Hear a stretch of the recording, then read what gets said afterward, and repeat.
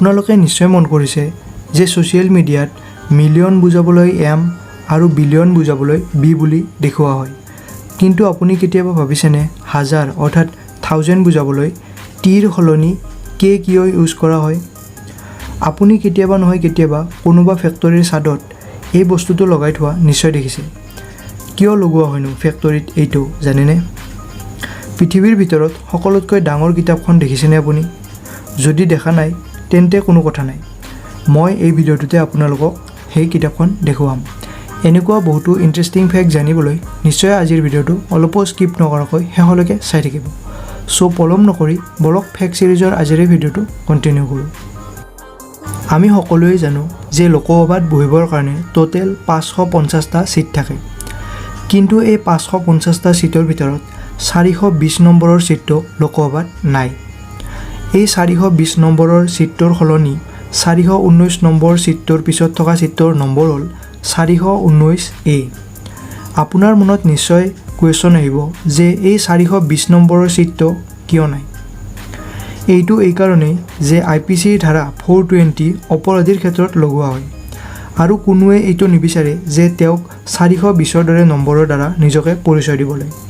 সেইকাৰণে লোকসভাত 420 নম্বৰৰ ছিটৰ সলনি 419A ছিটৰ নম্বৰ থাকে।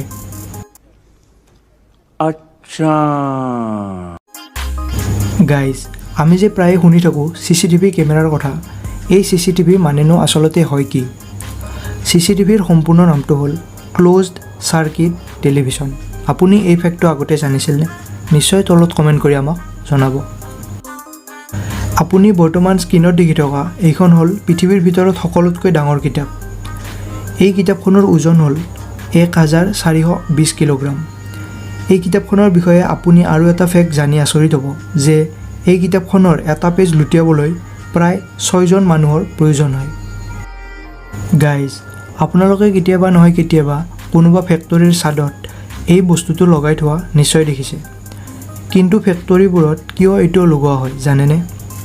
আচলতে ইয়াক কোৱা হয় উইণ্ড টাৰ্বাইন ভেণ্টিলেটৰ। ফেক্টৰীবোৰত বহু ডাঙৰ ডাঙৰ মেচিন ব্যৱহাৰ কৰা হয়, এইটো আমি সকলোৱে জানো। আৰু ইয়াৰ ফলত ফেক্টৰীৰ ভিতৰভাগত তাপমান বহু বেছি বাঢ়ি যায়, যাৰ কাৰণে তাত কাম কৰা কৰ্মচাৰীসকলৰ কাম কৰিবলৈ বহুত বেছি অসুবিধাৰ সৃষ্টি হয়। সেইকাৰণে ফেক্টৰীবোৰৰ ছাদত এই উইণ্ড টাৰ্বাইন ভেণ্টিলেটৰবোৰ লগোৱা হয়, যিবোৰে ভিতৰৰ গৰম হাৱাবোৰ বাহিৰ কৰি দিয়ে, আৰু ইয়াৰ ফলত ফেক্টৰীৰ ভিতৰৰ টেম্পাৰেচাৰটো নৰ্মেল হৈ থাকে। আপোনালোকে নিশ্চয় মন কৰিছে যে ছ'চিয়েল মিডিয়াত মিলিয়ন বুজাবলৈ এম আৰু বিলিয়ন বুজাবলৈ বি বুলি দেখুওৱা হয়। কিন্তু আপুনি কেতিয়াবা ভাবিছেনে হাজাৰ অৰ্থাৎ থাউজেণ্ড বুজাবলৈ টিৰ সলনি কে কিয় ইউজ কৰা হয়? গ্ৰীক ভাষাত থাউজেণ্ড বুজাবলৈ চিলিঅ' ৱৰ্ডটো ব্যৱহাৰ কৰা হয়। এই শব্দটোক কিলিঅ' বুলি উচ্চাৰণ কৰা হয়, কিন্তু সময়ৰ পৰিৱৰ্তনৰ লগে লগে মানুহে এই কিলিঅ' ৱৰ্ডটো শ্বৰ্ট ফৰ্মত কিলো বুলি উচ্চাৰণ কৰিবলৈ আৰম্ভ কৰিলে। কিলো ৱৰ্ডটো জেনেৰেলি মিটাৰ আদি শব্দৰ আগত উপসৰ্গৰ ৰূপত ইউজ কৰা হয়। কিলো শব্দটোৰ অৰ্থ হ'ল হাজাৰ, সেইকাৰণে হাজাৰ অৰ্থাৎ থাউজেণ্ড বুজাবলৈ সংক্ষেপতে কে বুলি ব্যৱহাৰ কৰা হয়। চ' আজিৰ এই ভিডিঅ'টোত এইখিনিয়ে। যদি আপোনাৰ আজিৰ এই ভিডিঅ'টো চাই ভাল লাগিল, নিশ্চয় ভিডিঅ'টো লাইক কৰিব, আৰু আপোনাৰ ফ্ৰেণ্ডছ ফেমিলিৰ লগত এই ভিডিঅ'টোৰ লিংক নিশ্চয় আপোনাৰ ফেচবুক হোৱাটছএপৰ জৰিয়তে শ্বেয়াৰ কৰিব, আৰু তলত কমেণ্ট কৰি জনাব যে কেনেকুৱা লাগিল আজিৰ এই ভিডিঅ'টো চাই।